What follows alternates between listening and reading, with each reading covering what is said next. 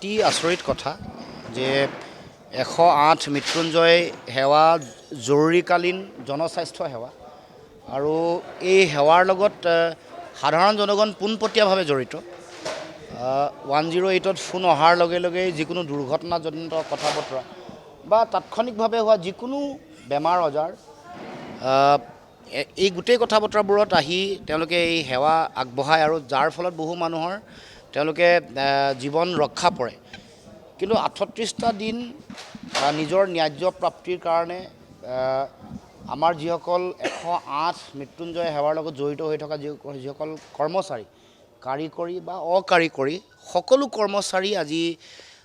অনিৰ্দিষ্টকালীন তেওঁলোকে কৰ্মবিৰতি পালন কৰিছে ধাৰাবাহিকভাৱে তেওঁলোকে ধৰ্মঘটত অংশগ্ৰহণ কৰিছে কিন্তু চৰকাৰ বা মুখ্যমন্ত্ৰীৰ অকমানো তিল মানুহ তেওঁলোকৰ কাণ হাৰ নাই এই বিষয়টোক লৈ তেওঁলোকে অকমানো কৰ্ণপাত কৰা নাই অতি আচৰিত কথা আৰু আন্দোলন কৰি থকাৰ মাজতেই 1100টা যিগৰাকী কৰ্মচাৰী তেওঁলোকক টাৰ্মিনেট কৰিছে বা বৰ্খাস্ত কৰি দিছে এইটো অত্যন্ত ভয়ংকৰ কথা কাৰণ আন্দোলন কৰি থকা অৱস্থাত আইনমতে কাকো তেনেকৈ বৰ্খাস্ত কৰিব নোৱাৰে আইন ভংগ কৰি বৰ্খাস্ত কৰিছে তাৰ পাছত আন্দোলনটো এটা শক্তিশালী ৰূপ ধাৰণ কৰাৰ লগে লগে তেওঁলোকে ফুল এণ্ড ফাইনেল ছেটেলমেণ্টৰ কাৰণে নতুনকৈ আকৌ জাননী আগবঢ়াইছে সেইটো এটা বেআইনী কথা গতিকে এই গোটেই কথা বতৰাবোৰৰ মাজত অসমৰ মুখ্যমন্ত্ৰীৰ উদাসীনতা স্বাস্থ্য বিভাগ বিশেষকৈ NHMৰ যিগৰাকী ডাইৰেক্টৰ লক্ষ্মণন তেওঁলোকৰ প্ৰতি যিটো মানে চৰকাৰৰ ফালৰ পৰা থকা সমৰ্থনৰ কাৰণে আজি এই গোটেই কথাটোত তেওঁলোকে পিঠি দিছে দীঘলীয়া সময় দিন তেওঁলোকে নিজৰ বেতন বঢ়াবৰ কাৰণে দাবী জনাই আহিছিলে তেওঁলোকে এতিয়া 14,000 কিমান টকাৰ এটা বেচিকত তেওঁলোকে দৰমহা পায় আচলতে যিটো ইণ্ডাষ্ট্ৰিয়েল ডিছপিউট এক্ট 1947ৰ মতে তেওঁলোকে পাব লাগে 16,100 কিমান টকা বেচিক পে এই গোটেই কথাটো দেশৰ কিন্তু আমাৰ ওচৰ ৰাজ্য মেঘালয়ত 30,000 টকা দৰমহা পায় 8 ঘণ্টা কাম কৰি আমাৰ কৰ্মচাৰীসকলে 12 ঘণ্টা কৰে 8 ঘণ্টা কৰি তেলেংগানাত 33,000 টকা দৰমহা পায় এইটো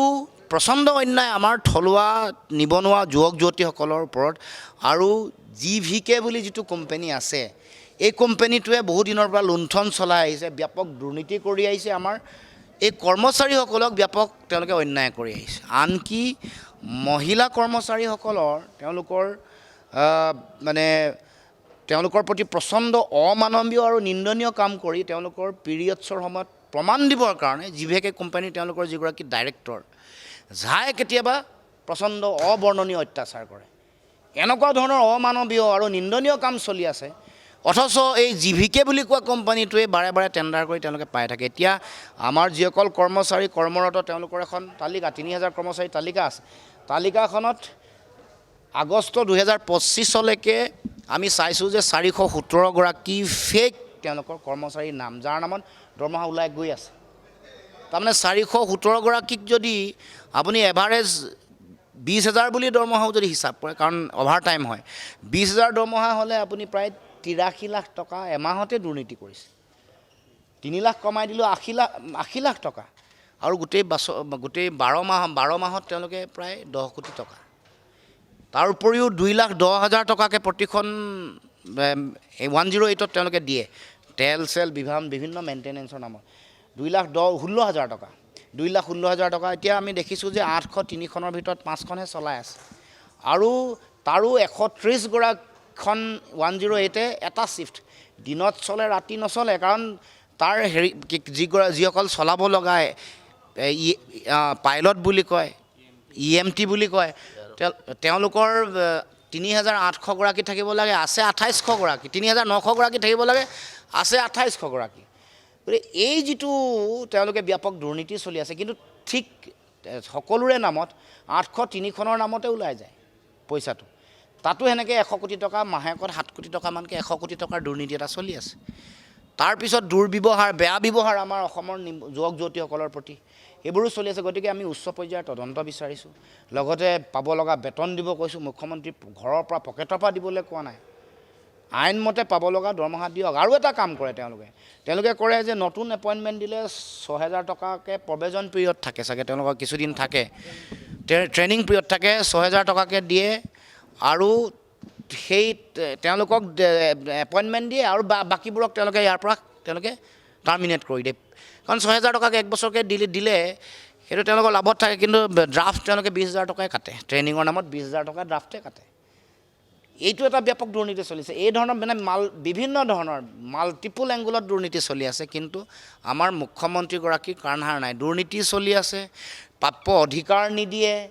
সাধাৰণ জনগণ এতিয়া আপুনি যদি চায় যোৱা এটা দিনত তেওঁলোকে এটা তথ্য আগবঢ়াইছে তেওঁলোকৰ কৰ্মচাৰীসকলে এটা দিনত 5,000 কল আহিছে 108ৰ তেওঁলোকে বেনিফিচিয়াৰী হোৱা বুলি 1,083 গৰাকী দেখুৱাইছে কিন্তু হিচাপ ওলাইছে যে 300 গৰাকী ফেক সেইসকলৰ নামত বিচাৰি যাব পেচেণ্ট নাপায় বা ফোন অহা বুলি দেখুৱাইছে বেলেগৰ কাৰোবাৰ 108ত মানে 108ত যাব পৰা নাই বেলেগে কোনোবাই গৈ থৈ আহিছে কিন্তু কলটো যিহেতু এটেণ্ড কৰিলে এইটো তেওঁলোকে দেখুৱাই দিছে তো 300 তাৰমানে 5,000ৰে যদি আপুনি 1,883টাহে তেওঁলোকে বেনিফিচিয়াৰী হৈছে তাৰমানে 4,000 মান মানুহে তাত সুবিধা পোৱা নাই দিনে 4,000কৈ পোৱা নাই দিনে যদি 4,000কৈ নাই পোৱা 30 দিনত কিমান 1,20,000 মানুহে মানে তেওঁলোকে এই সেৱা পোৱাৰ পৰা বঞ্চিত হৈছে এই সেৱা পোৱাৰ পৰা বঞ্চিত হোৱা মতে মানে আপুনি 1,20,000 কেছ যদি হয় তাৰে বহুত মানুহ মৰিব পাৰে দুৰ্ঘটনাত আক্ৰান্ত মানুহে যদি 108ৰ সেৱা নাপায় তেতিয়া মৰি যাব পাৰে কাৰোবাৰ হাৰ্ট এটেক হ'ব পাৰে কাৰোবাৰ প্ৰেছাৰ ষ্ট্ৰোক হ'ব পাৰে বিভিন্ন এইবোৰে সময়মতে গাড়ী গৈ নাপালে কাৰণ আপোনাৰ মোৰ গাঁৱৰ চবতে চবৰে প্ৰত্যেকৰ গাড়ীটো নাই মুখ্যমন্ত্ৰীয়ে কেৱল মাত্ৰ উন্নয়নৰ ঢাক ঢোল বজাই থাকে গাঁও ভূঞা অঞ্চলৰ সময়ত এতিয়াও মানে গাঁৱৰ পৰা মানুহ এগৰাকী ৰোগী উলিয়াই অনাটো বিৰাট টান কাম আনকি নৈত চলা পানীত চলা 6খন এম্বুলেঞ্চ বন্ধ হৈ আছে আচৰিত কথা মাজুলীৰ যিখন সেৱা আছিলে এখন তেওঁলোকে মেচিন নাও দি চলাই আছে গতিকে এনেকুৱা অৱস্থাত আছে পোনপটীয়াকৈ জনসাধাৰণ প্ৰভাৱিত হৈছে এফেক্টেড হৈছে গতিকে মুখ্যমন্ত্ৰীক আহ্বান জনাইছোঁ 1,100 গৰাকীৰ যি তেওঁলোকে নাম মানে বৰ্খাস্ত কৰিছে এইটো বাতিল কৰিব লাগিব তেওঁলোকক নিদিয়া বেতন অতদিনে নিদিয়া বেতন দিব লাগিব আৰু ব্যাপক দুৰ্নীতি কেলেংকাৰী লক্ষ্মণন আৰু ঝাৰ বিৰুদ্ধে হোৱা যি দুৰ্নীতি কেলেংকাৰী অমানৱীয় কাম কাজ অসমীয়া মানুহক দিয়া গালি গালাজ এইবোৰৰ পুংখানুপুংখ তদন্ত কৰি শাস্তি ব্যৱস্থা ল'ব যিকোনো খবৰৰ বাবে যোগাযোগ কৰক আমাৰ এই নম্বৰত 9181 307 221